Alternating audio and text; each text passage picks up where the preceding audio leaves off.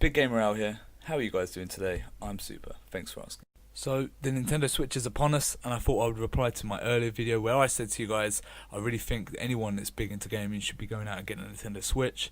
So now I've got one, I've got it in my hands. I just wanted to give you guys an idea of what I thought about it and if that's still true.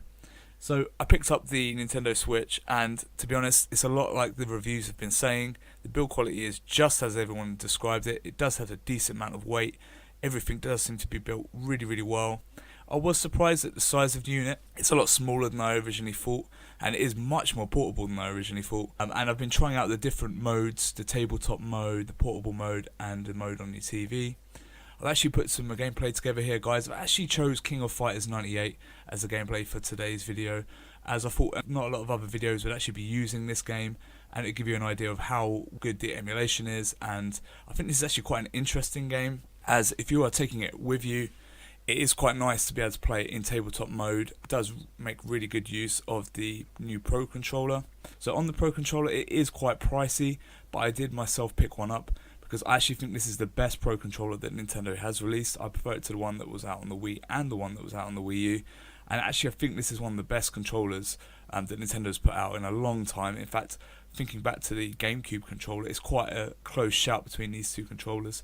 There's a lot of technology in there. I mean, it's got a high price, but I actually found it's really worth it, especially if you're going to play fighting games, or if, say, you want to play Breath of the Wild up on your TV. So, as far as Legend of Zelda Breath of the Wild goes, looking at the Metacritic score at the moment, last time I looked, it was like 98 out of 63 reviews, which kind of puts it as the most highly rated game in a long time. I think you've got to look back to the likes of GTA 4, San Andreas, and Ocarina of Time to really find those kind of scores. And it's merited, really. I mean, being a big Zelda fan previously, Link to the Past is one of my favourite games of all time.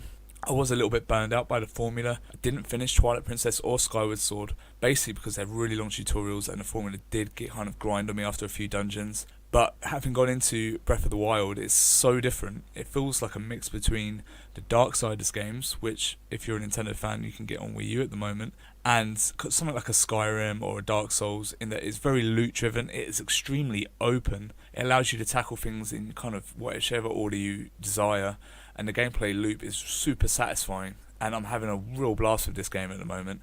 I do plan to bring you guys other games and other footage. Unfortunately, my 1-2 Switch and my Bomberman haven't arrived yet, but they will be arriving soon. And I also look to picking up snipper clips and fast RMX as well. So stay close to the channel if you want Nintendo Switch reviews, because a lot of game reviews will be coming from me, and a lot of early buyer's guides to give you guys a heads up of what games you should be picking up for your Switch. So as far as my early assessment of the Nintendo Switch, the build quality is fantastic and it looks great. Don't get worried about, oh, is it going to look as good as my Xbox or my PlayStation? When you're actually playing the games, I found them to look just as good.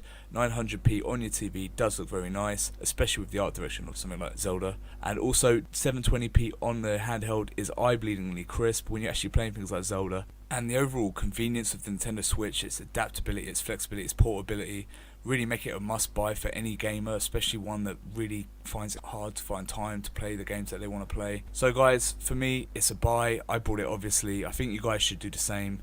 If you've got the money, throw it down now. If you don't, they'll probably bundle it with Mario in the holidays anyway, so hold tight for that. But keep your eyes on the channel. I'll be bringing you more reviews and more content to do with Nintendo Switch. So if you want to see that content, guys, feel free to like, comment, and subscribe, and I'll see you in a few days.